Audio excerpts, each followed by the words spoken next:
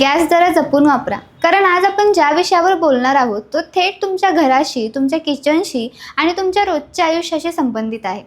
तुम्ही कधी विचार केलाय का की काही दिवस असा येईल जेव्हा गॅस सिलेंडरसाठी लोकांना तासनतास रांगात उभं राहावं लागेल. बुकिंग केल्यानंतरही महिनाभर वाट पाहावी लागेल आणि तरीही गॅस वेळेवर मिळेल की नाही याची खात्री नसेल. सध्या भारतात अशीच परिस्थिती तयार होत चालली आहे आणि यामागे फक्त एक कारण नाही तर एक मोठा खेळ सुरू आहे. आंतरराष्ट्रीय राजकारण, युद्ध, बाजारपेठ आणि आपल्या देशातील सिस्टीम. आज आपण सगळं उलगडणार आहोत, सुरुवातीपासून शेवटपर्यंत. अशी माहितीची कदाचित तुम्हाला कुठेच मिळणार नाही. नमस्कार, मी किशोरी खांडेकर आणि तुम्ही पाहत आहात अनफिल्टर्ड महाराष्ट्र. काही दिवसांपूर्वी अचानक सोशल मीडियावर एक बातमी व्हायरल होते. आता LPG सिलेंडर 25 दिवसांनी नाही तर 35 दिवसांनी बुक करता येणार. काही ठिकाणी तर 45 दिवसांचा नियम लागू झाल्याचं सांगितलं जातं. लोक घाबरतात, लगेच गॅस बुकिंग ॲप क्रॅश होतात, एजन्सीवर रांगा लागतात आणि काही लोक 2-2 सिलेंडर साठवायला लागतात. आणि इथूनच सुरू होते खरी समस्या.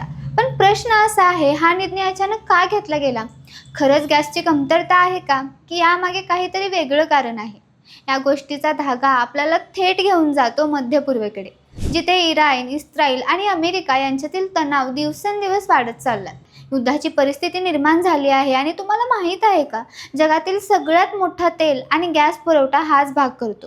म्हणजेच जर तिथे काही गडबड झाली तर त्याचा परिणाम थेट भारतासारख्या देशावर होणारच. जहाज उशिरा येतात, विमा खर्च वाढतो आणि सगळ्यात महत्त्वाचं म्हणजे पुरवठा कमी होतो. पण इथे एक ट्विस्ट आहे. भारतात प्रत्यक्षात गॅस पूर्णपणे संपलेला नाही, तरीही लोकांना तुटवडा का जाणवतोय? कारण आहे पॅनिक बाईंग. म्हणजेच भीतीपोटी लोक जास्त प्रमाणात गॅस बुक करू लागले. ज्यांना गरज नाही त्यांनीही सिलेंडर घेतले आणि त्यामुळे ज्यांचा खरोखर गरज होती त्यांना गॅस मिळायला उशीर होऊ लागला. आणि मग कंपन्यांना एक मोठा निर्णय घ्यावा लागला. गॅस कंपन्यांनी काय केलं? त्यांनी बुकिंगमधील अंतर वाढवलं. आधी 25 दिवसांनी बुकिंग करता येत होतं, आता काही ठिकाणी ते 35 दिवस केलं गेलं आणि उज्ज्वला योजनेतील ग्राहकांसाठी तर 45 दिवस. हा निर्णय का घेतला गेला? कारण एकच, साठेबाजी थांबवण्यासाठी. म्हणजे लोकांनी अनावश्यक गॅस साठवू नये आणि प्रत्येकाला योग्य वेळी सिलेंडर मिळावा. पण इथे अजून एक महत्त्वाची गोष्ट आहे. सगळ्या भारतात हा नियम लागू नाही, काही ठिकाणीच बदल दिसतोय. म्हणजे हा एक लोकलाइज्ड डिसिजन आहे. जिथे मागणी जास्त आहे आणि पुरवठा कमी, तिथेच हे नियम कडक केले गेले आहेत. पण सोशल मीडियावर याला असा रंग दिला गेला की जणू संपूर्ण देशात गॅसची मोठी टंचाई आली आहे. आता बोलूया OTP आणि EKYC बद्दल, कारण हा मुद्दा खूप लोकांना समजलेला नाही. आधी काय होतं, गॅस सिलेंडर कोणालाही दिला जायचा, पण आता सिस्टीम बदलली आहे. डिलिव्हरीची वेळ OTP सांगणं बंधनकारक आहे आणि जर तुमचं EKYC पूर्ण नसेल तर तुमचं बुकिंग रद्द होऊ शकतं. काही लोकांना वाटतं हे सगळं त्रासदायक आहे, पण खरं कारण आहे फसवणूक थांबवणं. कारण आधी अनेक ठिकाणी बनावट कनेक्शन, डुप्लिकेट बुकिंग आणि काळाबाजार चालायचा. आता आणखी एक मोठा प्रश्न, 12 सिलेंडरचा कोटा. सरकार वर्षाला 12 सिलेंडरवर सबसिडी देतं, पण जर तुम्ही 13वा सिलेंडर मागितला तर काय होतं? आता तुम्हाला काही प्रश्नांची उत्तरं घ्यावी लागतात. तुमच्या घरात किती लोक आहेत, काही कार्यक्रम आहे का, पाहुणे आले आहेत का, ही माहिती तपासली जाते आणि त्यानंतरच तुम्हाला अतिरिक्त सिलेंडर दिला जातो. म्हणजेच आता सिस्टीम पूर्णपणे कंट्रोल्ड झाली आहे. पण मित्रांनो, सगळ्यात मोठा प्रश्न अजूनही बाकी आहे. पुढे काय होणार? ही परिस्थिती अजून गंभीर होणार का? आणि तुम्ही काय काळजी घ्यायला हवी? जर मध्य पूर्वेतील तणाव अजून वाढला तर नक्कीच त्याचा परिणाम इंधनाच्या किमतीवर आणि पुरवठ्यावर होईल.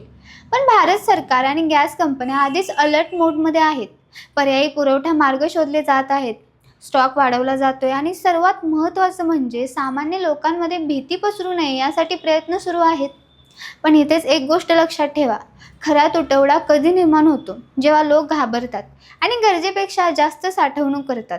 त्यामुळे जर तुम्हीही इतरांसारखे घाबरून 2-2 सिलेंडर साठवायला लागलात तर तुम्हीच या समस्येला आणखी वाढवत आहात. म्हणूनच आत्ताच्या परिस्थितीत तुम्ही काय करायला हवं? सर्वात पहिली गोष्ट, घाबरू नका. दुसरी, EKYC पूर्ण करा. तिसरी, OTP कोणालाही सांगू नका. आणि चौथी, फक्त गरज असेल तेव्हाच गॅस बुकिंग करा, कारण सिस्टीम सध्या बॅलन्स ठेवण्याचा प्रयत्न करते. आणि शेवटी एक गोष्ट लक्षात ठेवा, सोशल मीडियावर दिसणारी प्रत्येक बातमी पूर्णपणे खरी नसते. काही गोष्टी वाढवून सांगितल्या जातात, काही गोष्टी अर्धवट असतात. त्यामुळे नेहमी माहिती व्हेरीफाय करा आणि मगच निर्णय घ्या. कारण आज गॅस आहे, उद्या कदाचित काहीतरी वेगळं असेल.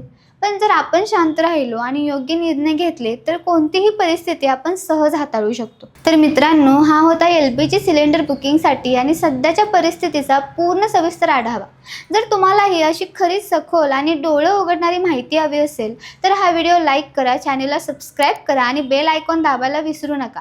कारण पुढच्या व्हिडिओमध्ये आपण आणखी एक मोठा विषय उलगडणार आहोत जो थेट तुमच्या आयुष्याशी संबंधित असेल. तोपर्यंत जपून राहा आणि गॅस ही जपून वापरा. धन्यवाद.